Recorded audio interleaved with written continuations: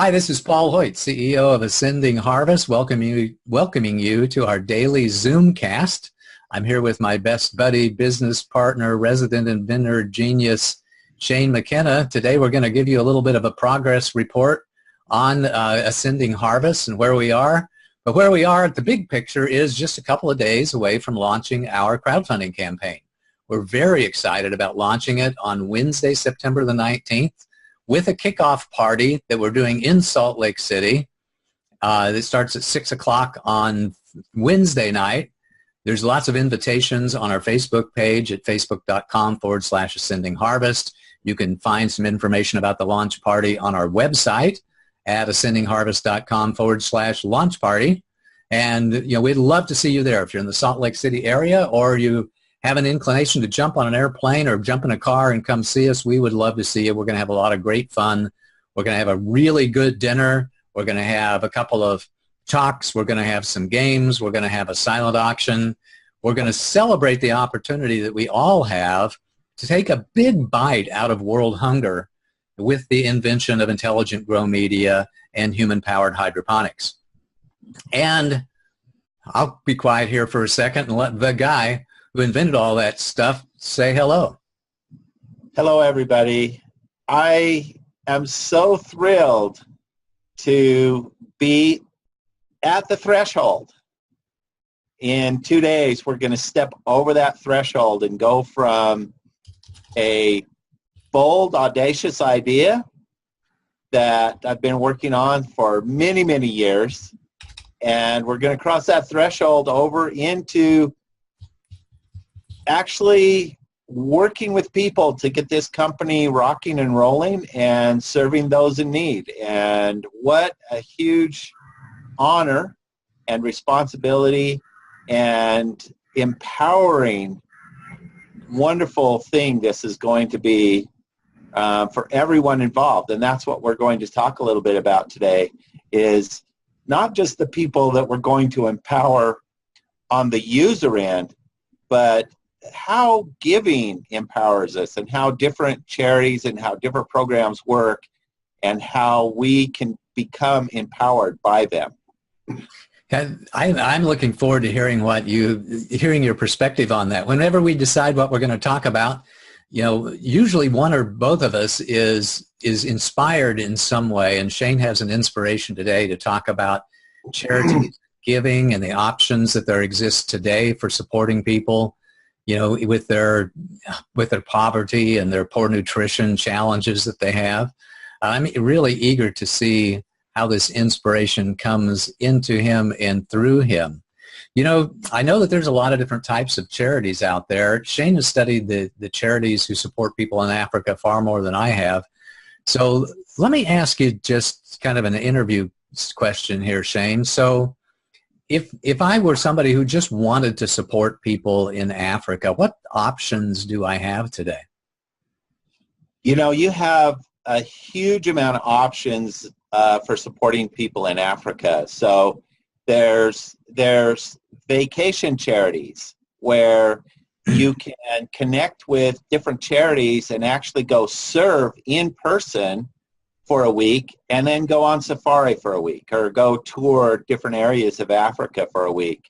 And those have become really super popular. And one of the reasons why that has bloomed into existence is that so many of these places in Africa and in other places in the third world, we can't ship a large shipment of, let's say, shoes and clothing. Those shipments, half of them do not end up where they're meant to go. They get stolen, or through corruption, they never find their way to where they need to go. And so charities have discovered, hey, the only way we're going to get goods and services and people on the ground helping is if we have volunteers actually go and take suitcases full of and air freight and things and actually accompany it to where it needs to go. It's a sad state of reality, but people have responded, and they've built these wonderful opportunities for people to serve. And so many of my friends have gone on these vacation charity tours, and it changes them. It impacts their life. And some people take their kids into the safer areas of the world and give their kids an opportunity to just get a perspective on how absolutely fortunate we are to live where we live and have the opportunities that we have. Because unless you've been in some of these places where you see makeshift homes and you see people only eating corn mush, and there is no opportunity, there are no jobs, it's humbling to experience it, and it changes you. It changes your perspective on life. And think about how empowering that is when suddenly, the fact that you didn't make that red light on your commute home becomes such a minor element in your life, something that might have frustrated you in your past. And suddenly it's like, this is really not too bad because I'm not walking 4 miles a day to get my water. Yeah, and carrying 50 pounds of water back to your village on your shoulders. So one of the ways is vacation charities. I really like that concept. I'm guessing a lot of people really enjoy the opportunity to do that, to do good, and to have a little fun on the back end of that. That sounds pretty cool. What other options do they have, Shane? Well, there's obviously large NGOs in place that raise a lot of money through a lot of different fundraising efforts, and they are boots on the ground. And there's organizations like Charity Water. Charity Water drills wells and gives people access to clean drinking water at their location. LifeStraw, another water charity. People have donated to LifeStraw, and in a way it's very similar to our project because LifeStraw was introduced as a technology for humanitarian purpose. It's literally a filter that's built into a straw, and people can put that straw in their water, their unclean water, and as they suck the water up through there, it gets filtered and cleaned so that they're actually drinking clean water. And so LifeStraw has been a huge health improvement for people who receive that device. So that's a charity that you can get involved with, and you're making extra exponential returns on your dollars. So you're not just, when you give to a company like LifeStraw, you're not just donating that $15 or that $30 or whatever it is that you donate. You are giving that person a tool that keeps them healthy, that allows them to have better health and strength to solve more of their problems. So LifeStraw is a perfect example of an empowering technology where you can stretch your dollars by empowering someone. Another way that you can work with charity and actually get paid back is micro-lending programs. Mm-hmm. So you can fund micro-lending programs that will go in and target an individual to give them some goats or some chickens or a sewing machine. Or I've even seen a program that gave some impoverished people a welder because they had access to a lot of scrap materials, and there was somebody there that was skilled enough to use a welder. So they got the money together to purchase a welder for this individual, and that individual became an economic anchor for the community by providing welding services. So there's lots of opportunities that empower people. And then, of course, there's the aid projects that, thank goodness, there's somebody that's handing out cornmeal mush and rice and beans. While that's not an ideal diet, at least it's keeping people surviving to the next day. And frankly, if those charities that were the Feed the Hungry charities that are providing the food for the food lines, there would be a lot of starving people in this world if it weren't for those charities. And, and they do as much as they can, but those charities have a difficult time delivering anything that's perishable. They don't have access to abundant marketplaces in a lot of these areas where they're serving. So they have to use dry goods staples that they can boil and prepare. And again, while it's not the best diet, it keeps people surviving to the next day till they can get something better. And then, of course, the U.S. government and other governments around the world, Europe, China, India, these governments have huge government programs and grant opportunities to people that are providing aid in third world situations.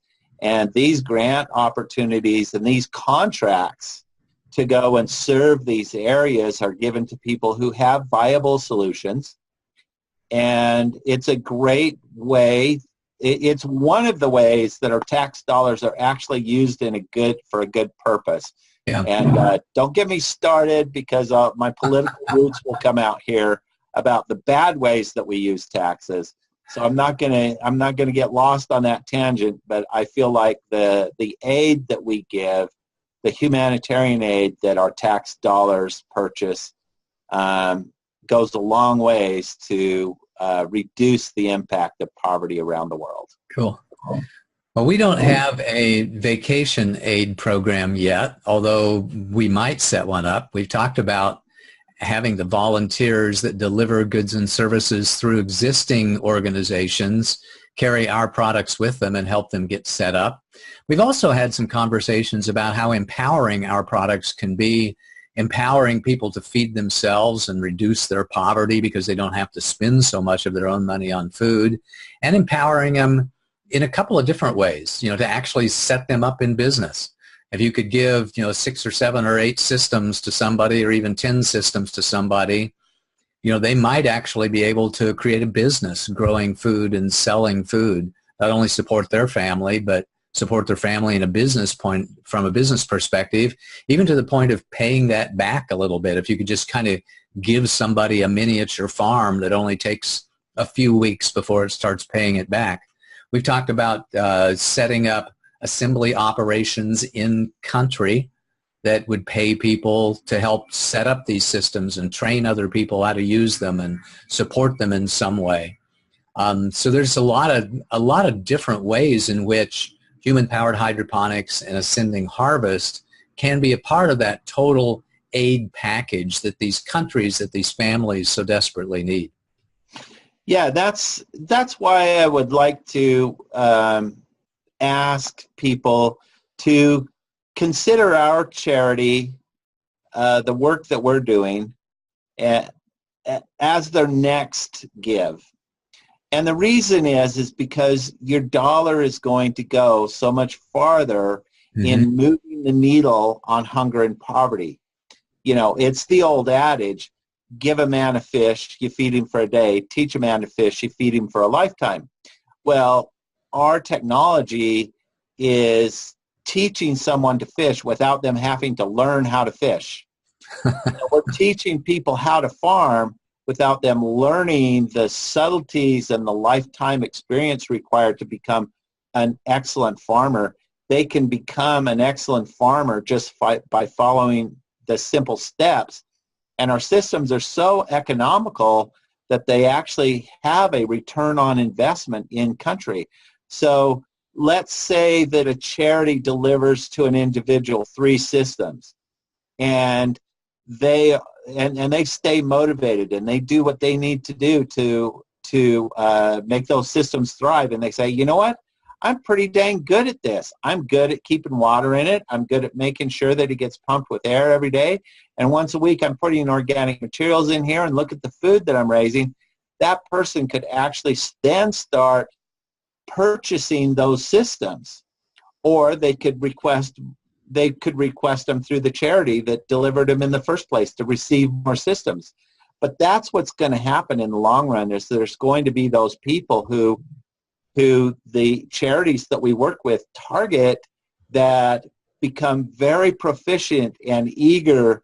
And like you said, if you gave somebody 10 systems, if you do the math on how much the produce costs in Africa and the income, the average income of some of these folks that we're servicing, you would discover that 10 systems would add more than 50% to that person's income, plus allow them to have the food that would give them the extra nutrients. Imagine how much your life would change if you could increase your income by 50%. And it only required you a few hours of labor every week to do that. Just imagine what a difference that would make in your life.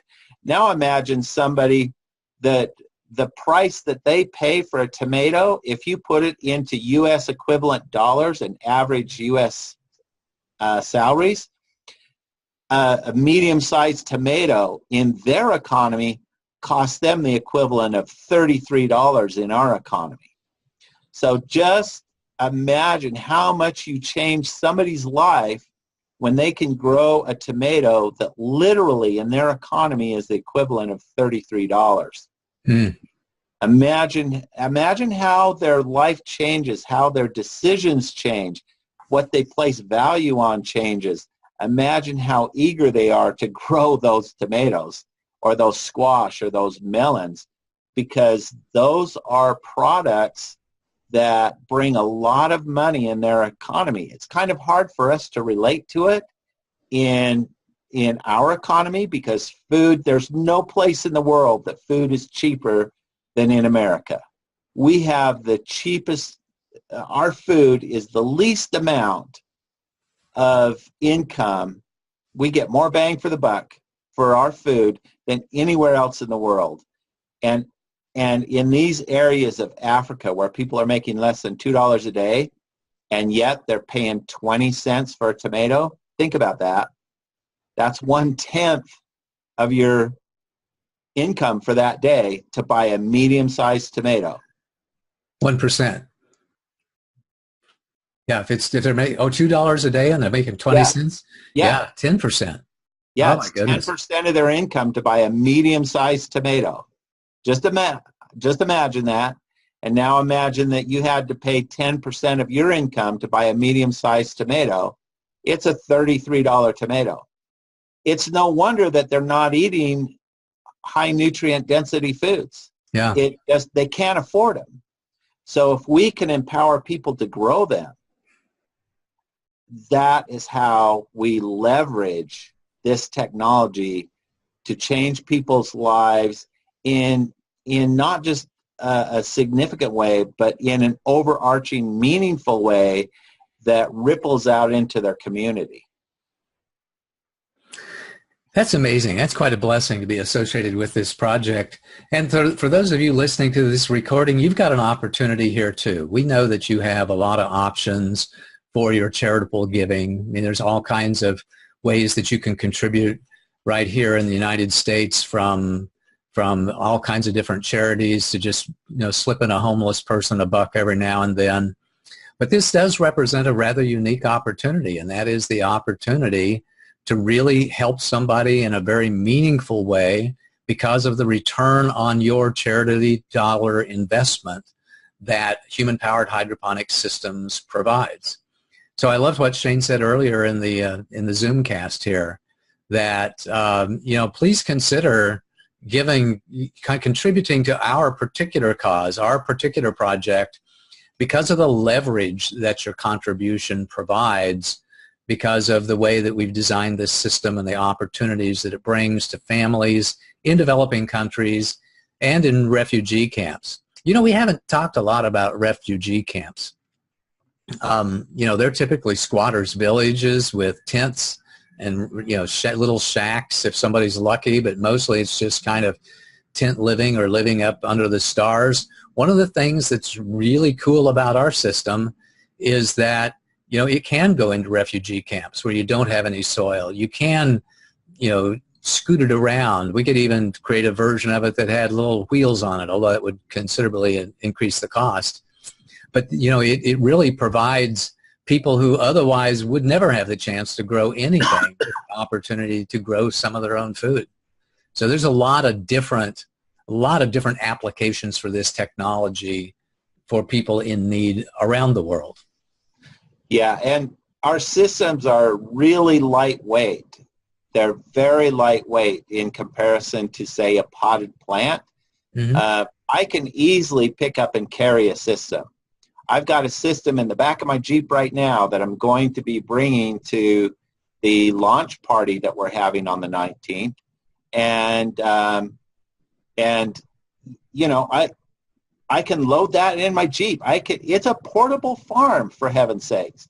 It's got tomatoes, and it's actually even got a praying mantis hanging out on it. So it's been a lot of fun to look in my rearview mirror and see that tomato plant with those ripe tomatoes on it.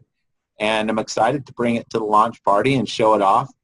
And I would encourage you, again, to come to our launch party. If you're in the area, come to our launch party. We're going to be talking about the technology. We're going to have a lot of fun. We're going to have some really great food because, again, here in the U.S., we're so spoiled and food is so cheap for us. We're going to sit down and have a dinner Wednesday night that probably less than 20% of the world would ever have an opportunity, an 8-course meal. Wow. I mean, just imagine that. And it's cheap. That 8-course meal is going to cost you less than what a medium-sized tomato, in terms of buying power, than what a medium-sized tomato costs one of our users in Africa. So just think about that for a minute. 8 courses versus a tomato. Wow. That's awesome. So come celebrate with us. Come celebrate the opportunities that we have here in the United States, the abundance that we enjoy, and you know, the chance that we have to help people all around the world with our discretionary income. I'm really looking forward to it. I get to see Shane in person like every 6 months or so, and so I get to jump on a plane tomorrow and head down there after our Zoom cast on tomorrow.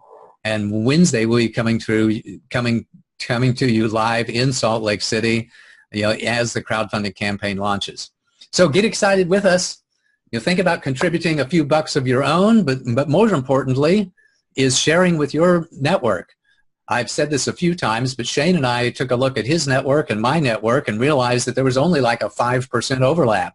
Even though we've known each other for years and years and worked together, you know, there was only like 70 or 80 people that he had emailed and I had emailed, you know, in the context of 3,000 or 4,000 people. So what that means is that you know a lot of people, but we don't know those people. The only way that they're ever going to hear about this particular project is if you share with your network. So please do that. Please think about that. Please be inspired to do that. Please take advantage of the opportunity that you have to spread this idea and make it be something that really comes into fruition. Let's make a pledge to end world hunger in our lifetimes, which is something that we genuinely have the opportunity to do. We really do. And I hope that our listeners can take some time to learn more about us, because we literally have the first practical way for us to end world hunger. It's the first system that is actually economically practical in these areas of poverty. That's never been done before. Nothing even close to it's ever been done before. And it's the result of a fundamental technology that I invented 4 years ago. There's nothing else like it. And so I encourage you to check us out, find out more about what we do. And I think you will see that there is a way for you to participate, that we are giving you an opportunity to participate in literally changing somebody's life in such a more meaningful way than having them stand in a line and get some corn mush. It's way, way beyond that, and it gives people an opportunity to lift themselves out of their poverty. So thank you so much for listening to our Zoomcast today, and I would encourage you to, we know you have a lot of places that you can put your money to help and do a lot of good. We just ask you to consider us the next time that you're looking to make a change in the world and to do good. We just ask you to think of us that next time. Thank you so much. And let's finish up as we normally finish up, which is by giving away a free human-powered hydroponics system. So every day I take a list of those who have gone to ascendingharvest.com and kindly given us their email address, and we pull it in, and those folks are eligible for a prize drawing, and we give away a human-powered hydroponics system. Shane gives me a number between 1 and 10,000, and we jump in and make it happen. Shane, what's the number for today? Let's see what it is. Let me see if I can get this up here. Come on. Oh, it's a low number, 380. That should be pretty easy. Now, the low number, 380, goes to, the winner for today is Tony Martinez.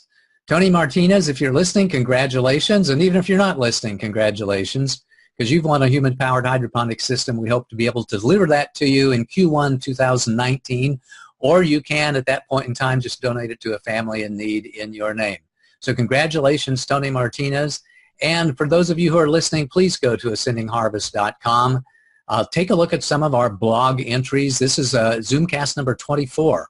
So we have a tremendous amount of inspirational information and great information on our project, on the technology, on the biology of plants, all kinds of things there.